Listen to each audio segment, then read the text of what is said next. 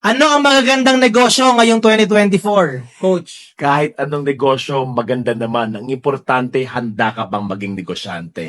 Handa ba yung utak mo, yung katawan mo, at puso mo to be a businessman? So, para sa akin, most important part here is how are you able to expand yourself, expand your consciousness to enter into something that you are not really aware of, and really take a look at on some plans that you can do. So para sa akin, any plans or any business, 2024, maganda yan as long as number one, nakakatulong to. Number two, maraming nangangailangan na to. At number three, ikaw ba handa gawin to? Kasi pag handa ka gawin to at nakakatulong ka at maraming nangangailangan, guaranteed, you'll be very successful. Kaikibat natin ang digital transformation as well.